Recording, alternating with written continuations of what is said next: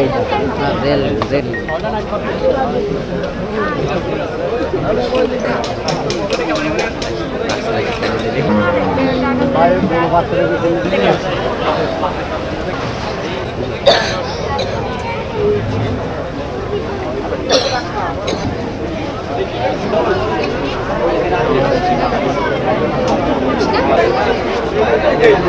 গরু আসছে বাগেরহাট জেলার মোল্লাহাট উপজেলা গাংনী গ্রাম থেকে। তো আমার গরুর নাম হচ্ছে পিটবুল।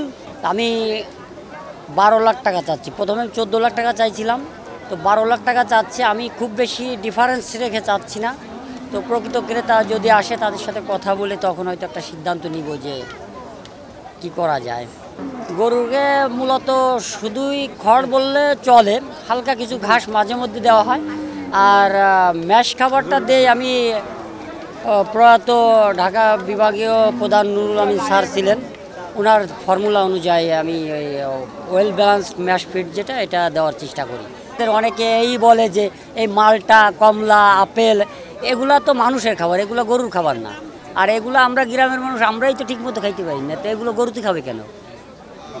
আর ইমোশনালি ব্ল্যাকমেল করার মতো মেন্টালিটি নিয়ে আমি গরু পালিনি। এটা আমার গরু, আমি বিক্রি করব। অনেকে দেখেছি ওই গরু একটা লালন পালন কইরা এটা দিয়ে মেয়ে বিয়ে দিব, এটা দিয়ে করে কান্নাকাটি, এগুলো ঠিক না। কারণ আমি চাষি, আমি কারো কাছে ঠেকা না, আমার কাছে অনেকে ঠেকা। সুতরাং এই মেন্টালিটি নিয়েই পথ চলা। এখন গরুর নাম হলো পিটবুল। আর আমরা আসছি মোল্লাহাট থানা থেকে, গ্রাম গাংনী। ওটার 5 বছর আজ 9 দিন চলে। হ্যাঁ, শুরু থেকে এর মা আমাদের ছিল, আমরা বেছে দিছি, ধরেন আগের ঈদে বেছে দিছি।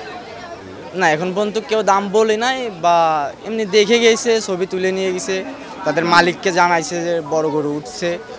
এখন আর কি তারা আসার কথা বলছে যে ঈদের আগের দিন রাত্রে আসবে।